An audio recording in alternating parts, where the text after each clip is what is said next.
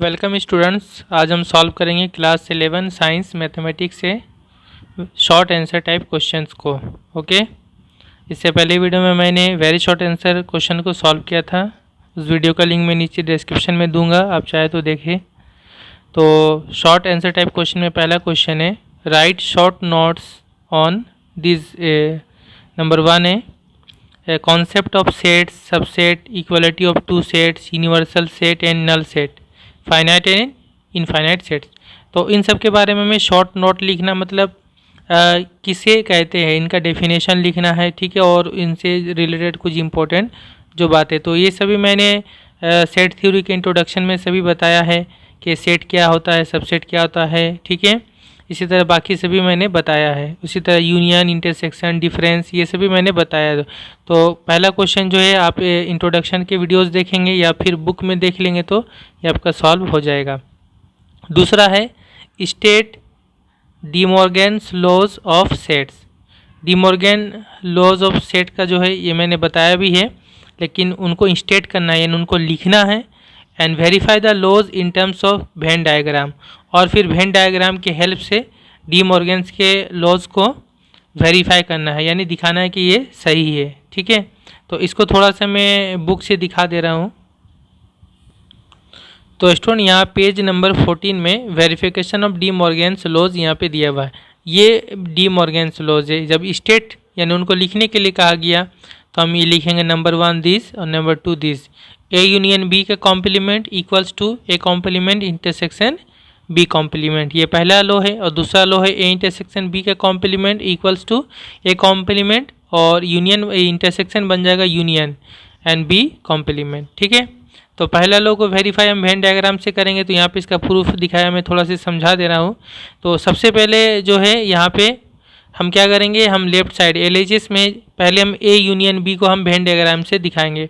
तो इसके लिए यहाँ पे एक रेक्टेंगुलर रीजियन यहाँ पे आप देख रहे हैं जो कि यूनिवर्सल सेट को डिनोट करता है। उसके बाद जो सेट ए और बी है उनको हम इस तरह से सर्कुलर रीजियन से हम दिखा रहे हैं, ठीक है। ये सेट ए है, ये सेट बी है। तो फिर इनका जो यूनियन होगा, तो ए यूनियन बी का मतलब क्या, सेट ए और सेट बी का जितने भी तमाम जो एरिया है, तमाम इसका रीजन है, टोटल को ये रिप्रेजेंट करता है ए यूनियन बी। तो इसको हॉरिजॉन्टल लाइन से यहाँ पे दिखाया गया है, ठीक है। ये जो देख रहे हैं टोटल, ये टोटल एरिया हो गया A union B. Okay, next है फिर ए यूनियन बी का कॉम्प्लीमेंट, यानी अब जो ये देख रहे हैं हम जो शेडेड एरिया है, इसमें जो लाइन खींचा गया है, इसका कॉम्प्लीमेंट। तो इसका कॉम्प्लीमेंट मतलब यूनिवर्सल सेट में से इसको हम माइनस कर देंगे। तो फिर इसका कॉम्प्लीमेंट जो होगा यहाँ पे आगे दिया हुआ है, ये हो गया इसका कॉम्प्लीमेंट, जो यहाँ पे स्लांटिंग लाइन से नहीं, टेढ़ा लाइन, इस तरह से स्लांटिंग लाइन से ये दिया हुआ है, ठीक है। तो ये हो गया ए यूनियन बी का complement. Okay, A union B यहाँ पे जो यहाँ पे देख रहे हैं आप खाली है, ठीक है, वाइट है, और इसका कॉम्प्लीमेंट हो गया बाकी ये वाला यू से इसको माइनस करने से। तो ये आ गया ए यूनियन बी का कॉम्प्लीमेंट, जो कि हमारा लेफ्ट हैंड साइड को बता रहा है ए यूनियन बी का कॉम्प्लीमेंट, ठीक है। अब राइट साइड भी हम दिखाएंगे कि ऐसा ही होगा। तो राइट साइड का जो है वो है A complement intersection B complement. तो इसका ग्राफ इसके जैसा ही होना चाहिए। तो इसको किस तरह से दिखाया गया है यहाँ पे, तो यहाँ पे देखिए सबसे पहले ए सेट ए है, उसका कॉम्प्लीमेंट लेंगे। ओके, तो यहाँ पे ये सेट ए है, ठीक है, और सेट ए का जो कॉम्प्लीमेंट लिया गया यहाँ पे वो इस तरह से, सेट ए में आप देख रहे हैं कि इस तरह का लाइन है, ये सेट ए हो गया। तो सेट ए का कॉम्प्लीमेंट यहाँ हॉरिजॉन्टल लाइन से दिखाया गया इस तरह से, जो रेड लाइन आप देख रहे हैं यहाँ पे लिखा हुआ है the complement, the set A complement has been shaded by horizontal straight lines, ठीक है। और ए कॉम्प्लीमेंट बोला गया तो फिर वो सेट ए से बाहर होगा। तो सेट ए और इसके बाहर में जो ये रेड लाइन देख रहे हैं, ये सेट ए के बाहर में और हॉरिजॉन्टल लाइन है, ठीक है। तो फिर ये ए कॉम्प्लीमेंट को यहाँ पे डिनोट कर रहा है, ठीक है। दूसरा बी कॉम्प्लीमेंट, तो बी कॉम्प्लीमेंट यानी बी से बाहर होगा, और उसको फिर दिखाने के लिए यहाँ पे जो है ब्लैक लाइन या ब्लू लाइन टाइप का है, जो कि वर्टिकल लाइन से इस तरह से, ठीक है। तो सेट बी से छोड़कर बाकी जितना है ये आप देख रहे हैं, ये टोटल इस तरह का जो लाइन है वर्टिकल लाइन से, उससे सेट बी के कॉम्प्लीमेंट को दिखाया गया है। ओके, तो हॉरिजॉन्टल लाइंस हो गया सेट ए का और वर्टिकल लाइंस हो गया सेट बी कॉम्प्लीमेंट को डिनोट कर रहा है। ओके, अब उन दोनों का फिर इंटरसेक्शन है, तो अब उन दोनों का इंटरसेक्शन माने ये हॉरिजॉन्टल लाइंस और वर्टिकल लाइंस का जो इंटरसेक्शन है, जहाँ जहाँ पर ये एक दूसरे को इंटरसेक्ट कर रहा है, काट रहा है, सिर्फ वो पार्ट। तो ये दोनों लाइन यानी vertical lines and horizontal lines कहाँ पे काट रहा है, देख रहे हैं कि ये जितना बाहर में ये सभी जगह में काट रहा है। ठीक है, अंदर में अगर आप देखेंगे सेट ए के अंदर में, तो यहाँ पे दोनों लाइन एक दूसरे को नहीं काट रहा है। यहाँ पे अगर आप देखेंगे तो यहाँ भी दोनों लाइन एक दूसरे को नहीं काट रहा है, तो इन दोनों को छोड़ देना पड़ेगा। सिर्फ ये बाहर में जो आ रहा है ये हो गया हमारा A complement intersection B complement, और उसको अगर हम अलग से फिर दिखाएंगे तो इस तरह स्लैंटिंग लाइन से हम दिखा सकते हैं। तो ये वाला जो है राइट हैंड साइड और लेफ्ट हैंड साइड दोनों का सेम ये आ गया फिगर। तो यहाँ से हम बोल सकते हैं कि डी मॉर्गन्स लॉ का जो पहला लॉ है वो वेरीफाई हो रहा है कि ए यूनियन बी का complement equals to A complement intersection B complement. Exam में आप जस्ट बहुत ज़्यादा ना भी लिखे तो इन फिगर्स को ज़रूर बनाना है। ठीक है, 1 2 3 4 फिगर्स को बनाना है और इस तरह से लिख करके दिखाना है। ये लेफ्ट हैंड साइड के लिए और राइट हैंड साइड के लिए इस तरह से दिखाना है। जस्ट कौन से एरिया को किस तरह से डिनोट किया जा रहा है, हॉरिजॉन्टल लाइन से या वर्टिकल लाइन से, उतना सिर्फ थोड़ा से लिखना पड़ेगा और वो हम यहीं से देखकर ही लिख सकते हैं। तो इसके बाद स्टूडेंट जो डी मॉर्गन्स लॉ का सेकेंड लॉ है ए इंटरसेक्शन बी का complement equals to A complement union B complement है। इसको भी मैं थोड़ा जल्दी से बता दे रहा हूँ। तो LHS में है ए इंटरसेक्शन बी का कॉम्प्लीमेंट। ए इंटरसेक्शन बी क्या होता है, ये दोनों सेट है उसका जो इंटरसेक्शन होगा ये वाला पार्ट होता है, हमें पता है। ए इंटरसेक्शन बी इस पार्ट को बोलते हैं जब दोनों का कॉमन पार्ट है। ओके, अब इसका जब हम कॉम्प्लीमेंट करेंगे तो फिर इस पार्ट को छोड़कर बाकी टोटल जो होगा वो हो जाएगा ए इंटरसेक्शन बी का कॉम्प्लीमेंट। और वो क्या होगा, इसको हम वाइट कर दे रहे, इसको छोड़ दे रहे और इसके बाद जितना एरिया आ रहा है स्लांटिंग लाइन से दिखाया गया, ये हो गया टोटल ए इंटरसेक्शन बी का कॉम्प्लीमेंट। ओके, ये हो गया लेफ्ट हैंड साइड को डिनोट करा। अब राइट हैंड साइड में क्या है, राइट हैंड साइड में है A complement union B complement. Okay, तो इसका नक्शा इसके जैसा ही होगा, तो हम बोलेंगे डी मॉर्गन्स का लॉ वेरीफाई हो गया। ठीक है, तो ए कॉम्प्लीमेंट यहाँ पे लिया जा रहा है उसी तरह से बिल्कुल। ठीक है, ए कॉम्प्लीमेंट, तो ए कॉम्प्लीमेंट यहाँ पे इस तरह से हॉरिजॉन्टल लाइन से दिखाया, बी कॉम्प्लीमेंट को यहाँ पे वर्टिकल लाइन से दिखाया है। ओके, और फिर उन दोनों का जब हम यूनियन करेंगे, तो जब यूनियन करेंगे तो फिर जो इंटरसेक्शन वाला पार्ट है ये जहाँ पे दोनों लाइन यहाँ पे काट रहा है वो भी आ जाएगा, और उसके साथ साथ जो इंटरसेक्शन नहीं कर रहा है वो भी पार्ट आएगा। क्यों, क्योंकि यूनियन है। तो फिर ये जो आप देख रहे हैं जो सेट ए के अंदर में ये लाइन है वर्टिकल लाइन और सेट बी के अंदर में ये हॉरिजॉन्टल लाइन है, ये दोनों पार्ट भी आ जाएगा। क्यों, क्योंकि यूनियन में इंटरसेक्शन वाला पार्ट भी आता है, सेट ए में कुछ एक्स्ट्रा है वो भी आएगा, सेट बी में जो एक्स्ट्रा है वो भी आएगा। तो फिर अब ये टोटल जब आएगा ये वाला और ये वाला और ये वाला, तो सिर्फ कौन सा बचेगा, ये वाला छोड़कर बाकी टोटल हो जाएगा A complement union B complement. Okay, और उसको जब हम इस तरह से फ्रेश करके लिखेंगे तो फिर वो इस टाइप से हो जाएगा। ठीक है, इसको छोड़कर ये वाला, तो ये और ये बिल्कुल सेम है। ओके, इस तरह से डी मॉर्गन्स का सेकेंड लॉ भी वेरीफाई हो गया। Next question, state the laws of algebra of sets. तो एल्जेब्रा ऑफ सेट्स के जितने भी लॉज है वो सभी लॉज को लिखने के लिए कहा जा रहा है, जैसे कि उसमें commutative law, distributive law, associative law, De Morgan's law, complement law, सभी लॉज मैंने बताया था और वो बुक में भी है, वो आप लिख सकते हो। ओके, कोई प्रॉब्लम नहीं। Number 4, if A is a finite set and contents n elements, prove that power set of A has 2 to the power n elements. अगर ए एक फाइनाइट सेट है और उसमें टोटल n एलिमेंट्स है तो हमें ये दिखाना है कि उसके पावर सेट में 2 to the power n elements होंगे, जो मैंने बताया भी था। तो इसका प्रूफ मैं थोड़ा से समझा दे रहा हूँ। तो स्टूडेंट ये थ्योरम जो है पेज नंबर 7 में है, ये थ्योरम है। ठीक है, तो इसका प्रूफ हम किस तरह से दिखाएंगे कि अगर सेट ए में n एलिमेंट्स है तो उसके पावर सेट में टोटल कितने एलिमेंट्स होंगे। सबसे पहली बात ये कि उसका एक सबसेट तो नल सेट होगा, clearly the null set phi is a subset of A का एक सबसेट तो नल सेट होता है, हमें पता है, ठीक है। उसके बाद हम क्या करते हैं सबसेट निकालने के लिए, क्योंकि पावर सेट में क्या होंगे, जितने भी उसके सबसेट होंगे वो सभी आते हैं। तो हम पहले क्या करते हैं सबसेट निकालने के लिए, पहले एक एक एलिमेंट का कितना सबसेट बनेगा वो निकालेंगे, फिर दो दो एलिमेंट का कितना सबसेट बनेगा वो निकालेंगे, और इस तरह करते करते टोटल एन एलिमेंट्स जो सेट ए में है एन एलिमेंट्स का कितना सबसेट बनेगा वो हम निकालेंगे। और सभी को जब हम प्लस कर देंगे, जोड़ देंगे, तो आ जाएगा हमारा ए का टोटल नंबर ऑफ सबसेट, मतलब उसका पावर सेट। ओके, तो यहाँ पे है number of subsets of A containing one element, मतलब ए के वो सभी सबसेट जिसमें सिर्फ एक एक एलिमेंट होगा, ऐसे कितने सबसेट होंगे, तो ये होता है NC1। अब ये NC1 क्या चीज़ है, तो C फॉर कॉम्बिनेशन यूज के लिए ये बताया जाता है, ठीक है। कॉम्बिनेशन और परम्यूटेशन एंड कॉम्बिनेशन ये आपके आगे का एक चैप्टर है, जहाँ पे अगर आप जाएंगे तो आपको पता चलेगा। कॉम्बिनेशन का मैं शॉर्ट मतलब ऐसे समझा दे रहा हूँ। कॉम्बिनेशन मतलब होता है जैसे इसका मतलब NC1, इसका मतलब है कि हमारे पास अगर n नंबर ऑफ थिंग्स है, n एलिमेंट्स है, n चीज़ें हैं, ठीक है, तो n चीज़ों में से एक चीज़ को हम कितना तरह से सिलेक्ट कर सकते हैं, कितना तरह से हम उसको सिलेक्ट कर सकते हैं, वो बताता है NC1, ठीक है।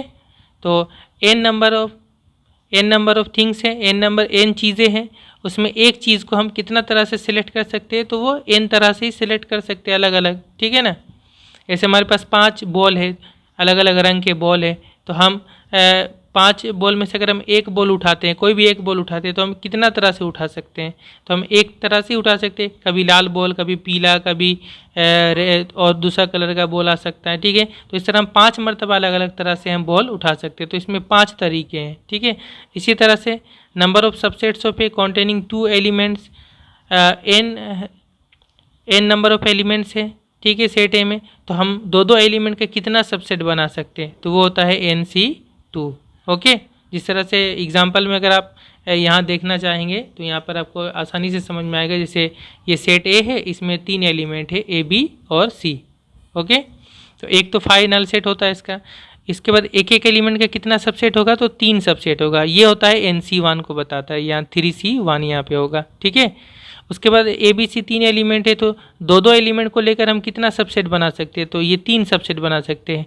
पहले AB लेकर एक सबसेट बना, फिर BC लेकर एक सबसेट बना, फिर AC लेके एक सबसेट बना। तो 3 एलिमेंट है सेट ए में, और दो दो एलिमेंट का हम कितना सबसेट बना रहे हैं, कितना बना सकते हैं, तो 3 ही बना सकते हैं।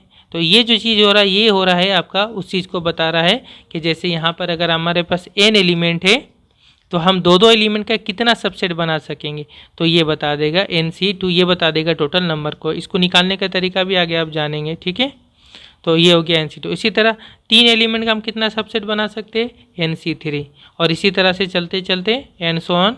लास्ट में n एलिमेंट जो सेट ए में है, तो टोटल n एलिमेंट का हम कितना सबसेट बना सकते हैं, NCn। ओके, तो अब हमारे पास total subset, total number of subset कितना होगा, टोटल नंबर ऑफ सबसेट होगा जो वही होगा हमारा पावर सेट। तो कितना होगा, एक सबसेट हो रहा है 5, तो वो एक सबसेट हुआ 5, यानी नल सेट 1 प्लस एक एक एलिमेंट का कितना सबसेट बना सक रहे, NC1, दो दो एलिमेंट का कितना सबसेट बना रहे, NC2, 3 एलिमेंट का कितना सबसेट बना रहे, NC3, और इसी तरह ये सभी को जोड़ देंगे, n एलिमेंट का कितना सबसेट बना रहे, NCn।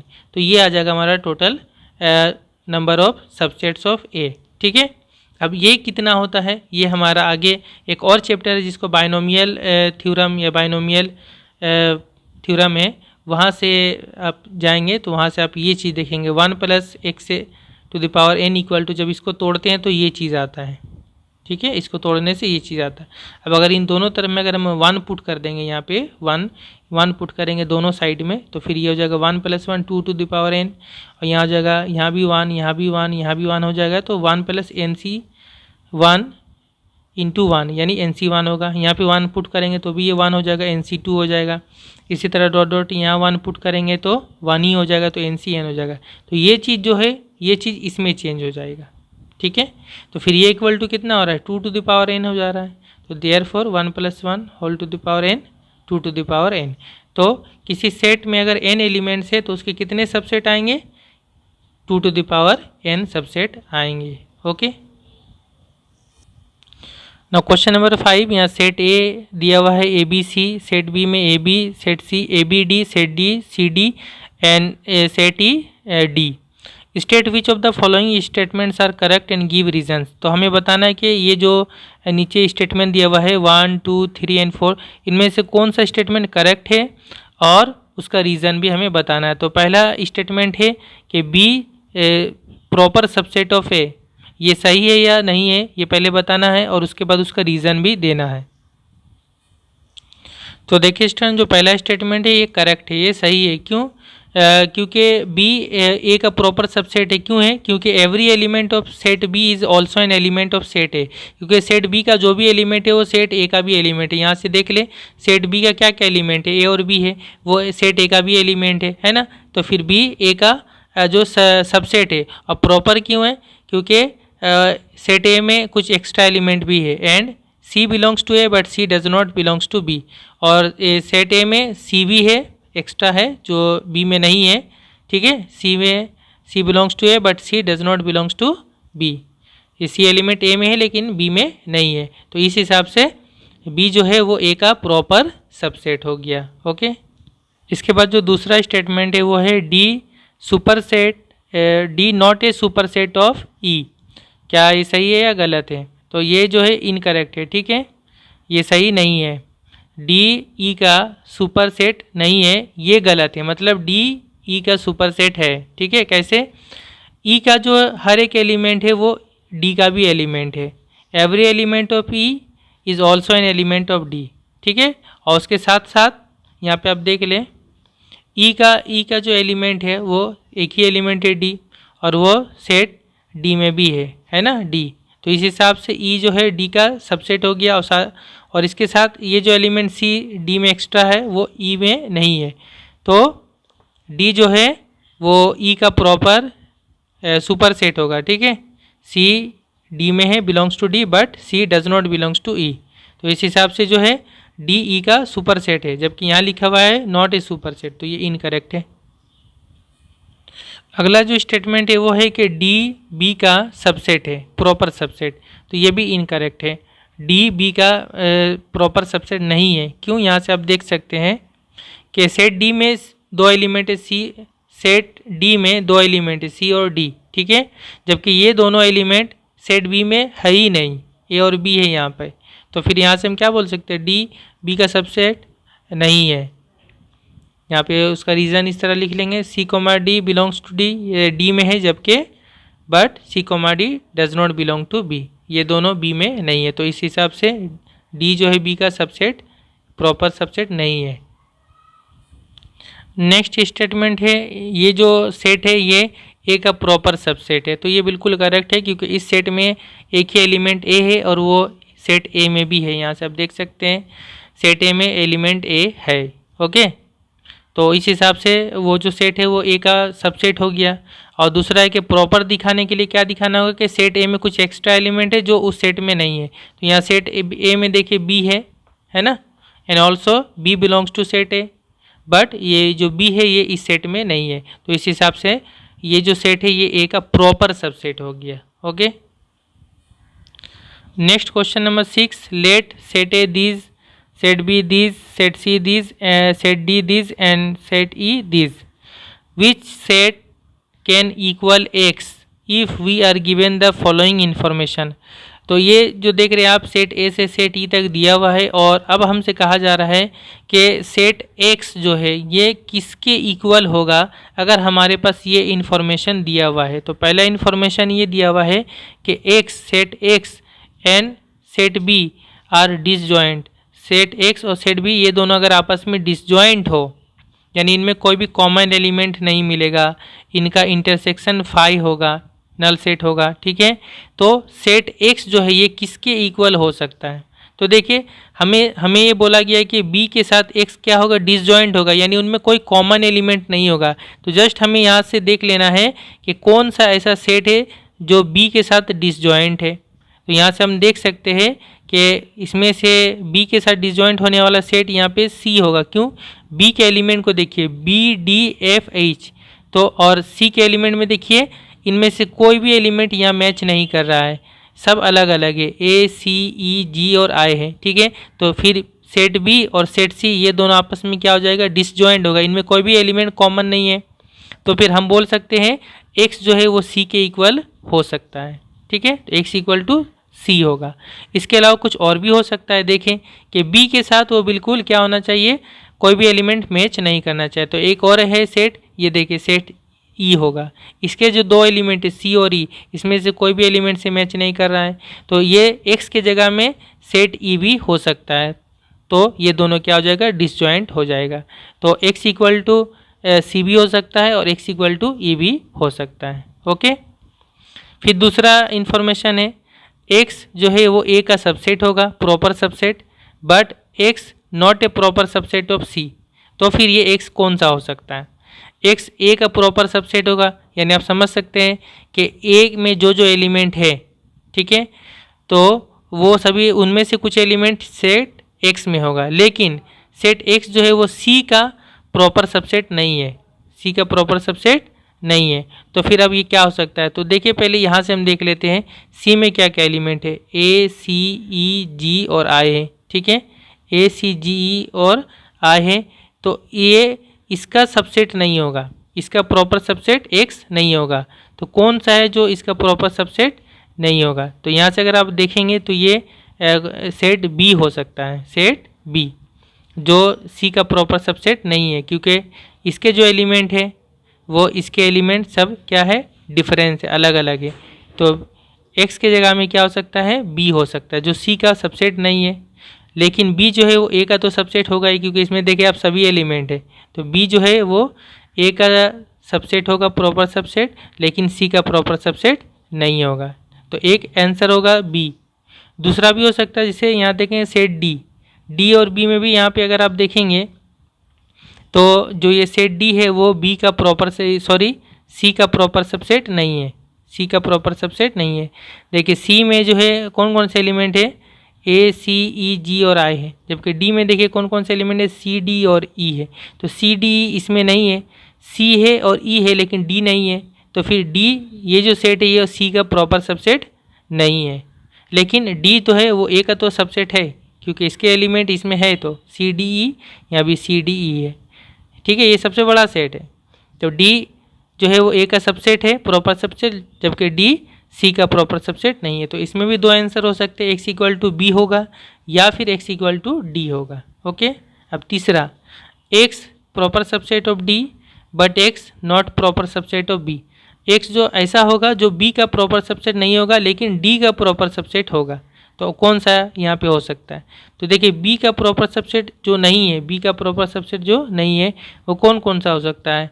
तो और उसमें ये भी बोला कि डी का वो प्रॉपर सबसेट, तो पहले डी देख लें, डी ये सेट है तो इसका सबसेट होगा, तो इसका सबसेट मतलब इससे छोटा होगा और इसके एलिमेंट्स में से होगा। तो एक ही यहाँ पे मिल रहा है हमें सी और ई, यानी सेट ई मिल रहा है, इसका जो प्रॉपर सबसेट है। इसके अलावा और तो सब इसमें ज़्यादा एलिमेंट है, इसका प्रॉपर सबसेट नहीं बन पाएगा। तो सेट ई जो है यही एक सिर्फ सेट मिल रहा है जो डी का प्रॉपर सबसेट है और ये बी का प्रॉपर सबसेट नहीं है। देखिए सी और ये इसमें नहीं है वो एलिमेंट, तो इसमें जो आएगा एक्स, तो एक्स इक्वल टू ई होगा, ठीक है। अब नंबर 4 में है X proper subset of C but X not a subset of A. X एक ऐसा सेट होगा जो सी का तो सबसेट होगा लेकिन ए का सबसेट नहीं होगा। तो देखिए ए का सबसेट नहीं होगा, प्रॉपर सबसेट नहीं होगा, जबकि ए सेट में ही इसमें जितने भी एलिमेंट है, बी में हो, सी में हो, डी में हो या ई में, ये सभी एलिमेंट सेट ए में पाए जा रहे हैं, है ना। तो कोई भी यहाँ से कोई भी सेट अगर हम ले लें, वो ऐसा नहीं है कि वो ए का प्रॉपर सबसेट नहीं है, ऐसा हो ही नहीं सकता। वो इसमें जितने भी सेट है वो सभी ए के प्रॉपर सबसेट है, जबकि यहाँ बोला जा रहा है जो एक्स होगा वो ए का प्रॉपर सबसेट नहीं होगा। तो ऐसा कोई भी सेट यहाँ पे नहीं मिल रहा है जो ए का सबसेट ना हो। तो यहाँ पे आंसर हो जाएगा नॉन ऑफ द सेट, तो वहाँ पे कोई भी सेट ऐसा नहीं मिलेगा। नेक्स्ट क्वेश्चन नंबर 7 है, if set A this, set B this, set C this, verify that. तो हमें वेरीफाई करना पड़ेगा, यानी ये सही है दिखाना पड़ेगा, मतलब left hand side and right hand side are equal. तो ये नंबर 1 है, A union B intersection C equals to A intersection C union B intersection C. और दूसरा दिखाना होगा A intersection B union C equal to A union C intersection B union C. तो हम दोनों को दिखाएंगे। तो स्टूडेंट इसको दिखाने के लिए सबसे पहले हम LHS से शुरू करते हैं। तो ए यूनियन बी पहले निकाल लेंगे। तो ए यूनियन बी ये क्या होगा? तो सेट ए क्या है? सेट ए है ए बी सी डी ई, एक बार इस तरह भी लिख सकते हैं यूनियन। और सेट बी ये है ए सी ई जी, चाहे तो आप डायरेक्ट भी लिख सकते हैं, कोई प्रॉब्लम नहीं। तो ये यूनियन क्या आ जाएगा? यूनियन यानी इन दोनों का यूनियन। तो फिर यूनियन में क्या होगा? जो कॉमन एलिमेंट है वो भी होगा, जो एक्स्ट्रा एलिमेंट है वो भी आ जाएगा। तो दोनों में ए है वो भी आ जाएगा, यहाँ बी है यहाँ बी नहीं है बी भी आएगा, सी यहाँ पे दोनों में है सी आ जाएगा, डी यहाँ पे नहीं डी भी आएगा, और उसके बाद ई है दोनों में ई आ जाएगा, और साथ में यहाँ जी है यहाँ पे जी नहीं जी भी आएगा। तो ये हो गया ए यूनियन बी। ओके, अब उसके साथ इंटरसेक्शन करना है सी को, ए यूनियन बी ये आ गया intersection C, therefore A union B अब इंटरसेक्शन सी। तो ए यूनियन बी हमारा एक बार इसको लिख लेते हैं, चले A B C D E and G, ये हो गया ए यूनियन बी इंटरसेक्शन और सी मतलब हो गया ये set B C F and G. तो इन दोनों का जब हम इंटरसेक्शन करेंगे तो क्या आएगा? इनमें जो कॉमन एलिमेंट होता है वही होगा सिर्फ इंटरसेक्शन में। तो कॉमन क्या क्या है? दोनों में बी है बी कॉमन आएगा, दोनों में सी है सी कॉमन आएगा, और दोनों में एफ तो नहीं है दोनों में जी कॉमन है तो जी कॉमन आएगा बस। तो A union B intersection C क्या आया? बी सी और जी, ये सेट आ गया। अब हम राइट हैंड साइड में ये करेंगे, देखेंगे इसके इक्वल आता है या नहीं। तो राइट हैंड साइड में हमें जो करना, पहले ए इंटरसेक्शन सी निकालेंगे। नाउ ए इंटरसेक्शन सी, चाहे तो आप डायरेक्ट ए इंटरसेक्शन सी निकाल सकते हैं, कोई प्रॉब्लम नहीं, चाहे तो ऐसा एक बार लिख के भी कर सकते हैं। तो ए इंटरसेक्शन क्या आएगा? ए इंटरसेक्शन सी यानी सेट ए और सेट सी में क्या क्या इंटरसेक्शन में क्या क्या कॉमन है वो लिखना पड़ेगा। तो आप चाहे तो एक ही बार लिख लें। तो दोनों में बी कॉमन है बी लिखेंगे, उसके बाद दोनों में ए कॉमन नहीं है सी दोनों में कॉमन है सी लिखेंगे, और दोनों में उसके बाद और कुछ कॉमन नहीं है, या डी है या एफ जी है, कॉमन सिर्फ बी और सी है, इसको लिख लिया हमने। तो ये आ गया ए इंटरसेक्शन सी। दूसरा है बी इंटरसेक्शन सी करेंगे, इसको भी लिख लेंगे बी इंटरसेक्शन सी। ओके, तो बी और सी को इंटरसेक्शन करेंगे तो इनका कॉमन एलिमेंट लिखना पड़ेगा। तो कॉमन एलिमेंट क्या क्या है? दोनों में देखिए ए है यहाँ ए नहीं है, यहाँ सी यहाँ पे सी दोनों में है सी लिखेंगे, और ई यहाँ पे ई नहीं है, यहाँ जी है यहाँ जी दोनों में तो जी लिखेंगे। ओके, ये हो गया बी इंटरसेक्शन सी। अभी इन दोनों का यूनियन करेंगे जो राइट हैंड साइड में लिखा हुआ है, therefore A intersection C union B intersection C. तो इन दोनों का यूनियन मतलब ए इंटरसेक्शन ये B comma C union C comma G. तो इन दोनों का यूनियन जब हम करेंगे तो जो कॉमन एलिमेंट वो भी आएगा, जो कॉमन नहीं वो भी आएगा। तो क्या आएगा? बी आएगा दोनों में, बी तो है ही नहीं दोनों में, बी आएगा, सी दोनों में सी भी आएगा, एंड जी यहाँ पे जी यहाँ नहीं जी भी आ जाएगा क्योंकि यूनियन है। ओके, तो A intersection C union B intersection C क्या आया? बी सी जी, और यहाँ पे आ गया बी सी जी, तो दोनों इक्वल हो गया। Therefore A union B intersection C equals to इसके साथ A intersection C union B intersection C. तो ये हो गया प्रूव्ड या वेरीफाइड। ओके, तो इसका जो नंबर 2 ये मैं आपके लिए छोड़ दे रहा हूँ, वो खुद से आप ट्राई करेंगे। ओके,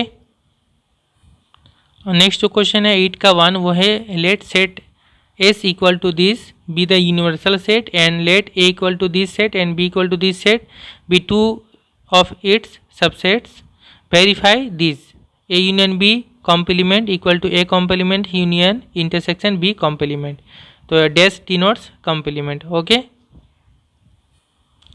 तो स्टूडेंट मैंने सब लिख लिया। सबसे पहले हमें LHS में दिखाएंगे ए यूनियन बी का कॉम्प्लीमेंट। एक्चुअली में डी मॉर्गन्स लॉ को हमें वेरीफाई करना है, तो ए यूनियन बी हम पहले निकालेंगे। ठीक है, A union B equals to ये सॉल्यूशन में तो ए यूनियन बी क्या आएगा, सेट ए और सेट बी का हम यूनियन निकालेंगे। ओके, तो इन दोनों के यूनियन में क्या आ जाएगा, ए दोनों में जो कॉमन है वो भी आएगा, जो कॉमन नहीं है वो भी आएगा। तो 1 ले लेंगे अगर दोनों में, तो 1 भी आ जाएगा। 1 यहाँ पे नहीं 1 आएगा। अच्छा 3 यहाँ पे है, यहाँ नहीं है, 3 भी आएगा। 4 दोनों में कॉमन है, 4 आएगा। 5 दोनों में कॉमन है, 5 भी आएगा। ये आ गया ए यूनियन बी। ठीक है, एक ही बार मैंने लिख लिया। अब इसका फिर हमें कॉम्प्लीमेंट निकालना है, जैसे यहाँ LHS में देयरफॉर ए यूनियन बी का कॉम्प्लीमेंट। तो इसका कॉम्प्लीमेंट मतलब क्या, यूनिवर्सल सेट में से इसको हमें क्या करना पड़ेगा, माइनस कर देना पड़ेगा। यानी यूनिवर्सल सेट में से इसको माइनस करेंगे, जो बचेगा वो होगा इसका कॉम्प्लीमेंट।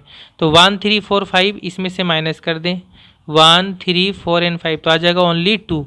तो ए यूनियन बी का कॉम्प्लीमेंट आएगा ये सेट सिंगलटन सेट, जिसमें सिर्फ एलिमेंट 2 होगा। ओके, ये आ गया LHS। अब RHS निकालेंगे हम। तो RHS में ए कॉम्प्लीमेंट है, ए कॉम्प्लीमेंट। तो ए कॉम्प्लीमेंट मतलब क्या, यूनिवर्सल सेट में से सेट ए को माइनस कर दें। ठीक है, तो उसका कॉम्प्लीमेंट आएगा। तो इसमें 3 4 5 है, इसमें से 3 4 5 माइनस करेंगे तो 1 और 2 आएगा। तो ये हो जाएगा ए का कॉम्प्लीमेंट 1, 2। उसी तरह बी का कॉम्प्लीमेंट निकालेंगे, बी का कॉम्प्लीमेंट। तो बी का कॉम्प्लीमेंट मतलब से यूनिवर्सल सेट में से बी को माइनस कर दिए, 1 4 5 इसमें से माइनस करेंगे, 1 4 एंड 5 तो आएगा 2 एंड 3। तो 2 एंड 3 ये हो गया बी कॉम्प्लीमेंट। अब इन दोनों कॉम्प्लीमेंट का क्या इंटरसेक्शन कर देंगे, therefore A intersection A complement intersection B complement. तो इनका इंटरसेक्शन मतलब इनका कॉमन एलिमेंट। तो कॉमन एलिमेंट कौन सा, सिर्फ 2 है, तो आ गया 2। ये हो गया, देखें तो ए यूनियन बी का कॉम्प्लीमेंट भी आ गया ये सेट, और A complement intersection B complement भी सेम आ गया सेट, है ना। Therefore A union B complement equal to A complement intersection B complement, verified. Okay, easy है। नंबर 8 का जो 2 है, the set S equal to this 1 2 3 dot dot dot 12 is to be partition into 3 sets A B C of equal size. कहा जा रहा है ये जो सेट है जिसमें 12 एलिमेंट्स है, इसको पार्टीशन किया जा रहा है 3 सेट ए बी सी में ऑफ इक्वल साइज। इसमें से ए बी सी जो है ये तीनों का साइज जो है इक्वल होगा। पार्टीशन का मतलब ये होता है इस सेट को 3 सेट में बांट देना, पार्टीशन कर देना। ठीक है, हिस्सा कर देना, बांट देना ए बी सी। और ये जो तीनों सेट है इनमें से हर एक सेट का इक्वल साइज है, मतलब कि इन तीनों सेट में इक्वल एलिमेंट्स होंगे। इसमें मान लीजिए जितने एलिमेंट होंगे इसमें भी उतने एलिमेंट होंगे, इसमें भी उतने ही एलिमेंट होंगे। तो देखिए सेट एस में टोटल 12 एलिमेंट है। तो 12 एलिमेंट को अगर हम 3 बराबर हिस्सों में अगर हम बांटेंगे तो कितना होगा, हर एक सेट में 4 एलिमेंट आएगा। ठीक है, इक्वल साइज।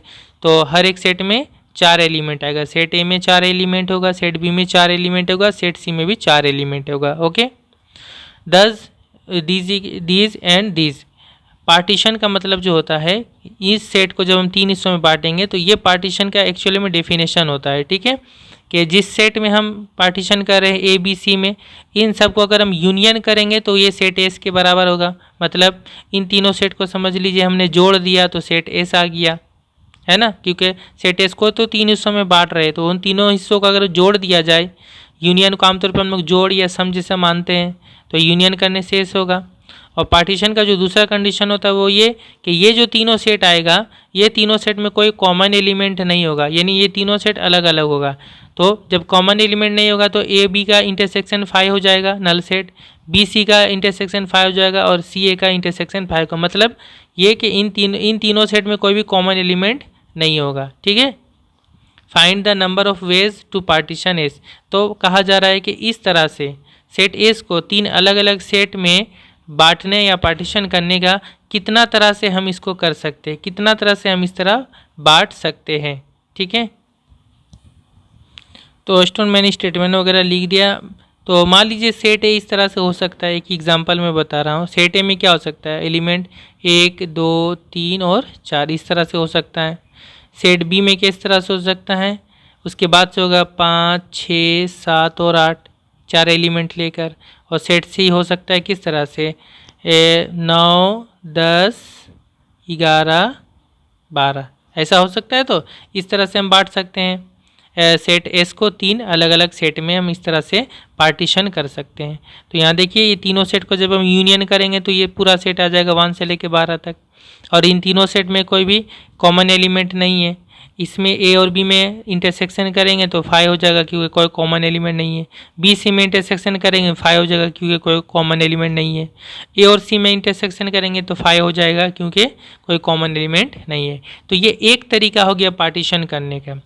दूसरा तरीका भी हो सकता है, ऐसा भी हो सकता है कि इस तरह से ना हो, इस तरह से हो सकता है कि सेट ए में 1 रहे, 6 रहे, 8 रहे, 11 रहे, फिर सेट बी में उस तरह कुछ अलग अलग एलिमेंट हो, 3 रहे, 4 रहे, 10 रहे, 6 रहे, और फिर सेट सी में बाकी जो 4 एलिमेंट उस तरह बने। तो उस तरह से भी करेंगे तो पार्टीशन होगा, 3 पार्टीशन हो जाएगा और उसमें भी कोई कॉमन एलिमेंट नहीं होगा। तो इस तरह मैंने ये एक तरीका बताया। इस तरह और भी तरीके से हम सेट एस को पार्टीशन कर सकते हैं। तो सवाल में पूछा गया कि इस तरह कितना हम पार्टीशन हम कितना तरह से कर सकते हैं। तो ये जो प्रॉब्लम है ये आगे जो आपका एक चैप्टर है परम्यूटेशन एंड कॉम्बिनेशन, तो एक कॉम्बिनेशन चैप्टर का ये एक क्वेश्चन बनता है। ठीक है, कॉम्बिनेशन चैप्टर में ये है कि मान लीजिए इस तरह 12 एलिमेंट वाला कोई एक सेट है, उसमें से हमें 4 एलिमेंट वाला हमें क्या करना है, अलग अलग एक सेट बनाना है, जिसमें से क्या होगा कि कोई भी एलिमेंट जो है यहाँ पे अलग अलग, ये सभी का साइज जो होगा वो इक्वल होगा। ठीक है, तो इस तरह हम कितना बना सकते हैं। तो इसका जो तरीका कॉम्बिनेशन में वो इस तरह से लिखेंगे हम पहले कि 12 एलिमेंट में से हमें पहले 4 एलिमेंट हम सेलेक्ट करेंगे, और 4 एलिमेंट को सेलेक्ट करने का कितना तरीका हो सकता है, तो वो होता है 12C4, मतलब 12 एलिमेंट में से हम पहले 4 एलिमेंट सेलेक्ट कर रहे हैं। तो इस तरह माने 4 1 2 3 4 भी हो सकता है, 5 6 7 8 भी हो सकता है, 9 10 11 12 भी हो सकता है, या कुछ और भी हो सकता है वहाँ। तो इस तरह टोटल हम कितना तरीका से हम सेलेक्ट कर सकते हैं, तो टोटल इतना तरीका से सेलेक्ट कर सकते हैं 12C4 तरीका से। ओके स्टूडेंट, इसको मैं शॉर्ट में इस तरह से लिख दे रहा हूँ, टोटल नंबर ऑफ सिलेक्शंस, यानी कितना तरह से हम सिलेक्ट कर सकते हैं। ठीक है, ये सबसे पहले देखिए 12 एलिमेंट में हम 4 एलिमेंट पहले सिलेक्ट कर रहे हैं, तो 12C4 होगा। अब इसमें से हर एक सिलेक्शन के लिए अब बाकी कितने एलिमेंट बचे, 12 में से 4 हम सिलेक्ट कर लिए तो 8 एलिमेंट बचे। 8 एलिमेंट में से फिर हम 4 एलिमेंट सेलेक्ट करें तो फिर उसका तरीका कितना होगा, 8C4, है ना, ये तरीका होगा। अब फिर लास्ट में क्या होगा, 8 में से 4 एलिमेंट और निकल गए तो अब बचे 4 एलिमेंट। अब 4 एलिमेंट में से 4 एलिमेंट को सिलेक्ट करना पड़ेगा तो हो जाएगा 4C4 ये। और फिर इन टोटल सिलेक्शन जब हम बोलेंगे तो फिर इन सबको मल्टीप्लाई करना पड़ता है, तो ये हो जाएगा हमारा टोटल। इसका आगे इसको बनाएंगे तो ये हो जाएगा आंसर। अब इसको बनाने का जो आगे चैप्टर में तरीका है कॉम्बिनेशन में वो ये है कि इसको इस तरह से लिखा जाता है, इसको फैक्टोरियल बोला जाता है। इसको लिखने का तरीका ये है, 12 ऊपर में इस तरह लिखेंगे और इस तरह देंगे, इसको फैक्टोरियल बोला जाता है, 12 फैक्टोरियल। ठीक है, और नीचे में होता है ये 4 का एक फैक्टोरियल होगा। फैक्टोरियल क्या होता है मैं अभी बता दे रहा हूँ। और एक होता है 12 में से 4 को माइनस करके जो आएगा वो होगा, तो 12 में से 4 माइनस करेंगे 8 होगा, ये 8 का फैक्टोरियल होगा। फैक्टोरियल बहुत इजी चीज़ है, आप इस तरह समझ लें। फैक्टोरियल जो होता है, जिस तरह फैक्टोरियल 5 है तो फैक्टोरियल 5 का मतलब हो रहा है 5 और 5 से नीचे जितने भी नंबर उन सबको मल्टीप्लाई करना है, 5 4 3 2 1 तक, अप टू 1 तक इन सभी नंबर को मल्टीप्लाई करेंगे वो हो जाएगा फैक्टोरियल 5। तो 5 के 20 20 तिया 60 60 दूना 120, ये हो गया फैक्टोरियल 5। ठीक है, इसी तरह आप फैक्टोरियल 2 निकाल सकते हैं तो 2 × 1 हो जाएगा। फैक्टोरियल 3 होगा कितना, 3 × 2 × 1। ठीक है, तो ये हो जाएगा 6, ये हो जाएगा 2, तो इसको फैक्टोरियल बोला जाता है। ओके, तो ये हो गया फैक्टोरियल 12। इसको तोड़ने का तरीका ये होता है, आगे इंटू करेंगे, ये किस तरह बनेगा उसी तरह। ऊपर में होगा फैक्टोरियल 8, नीचे में होगा फैक्टोरियल 4, और इसके साथ 8 में से 4 माइनस करेंगे इंटू फैक्टोरियल 4।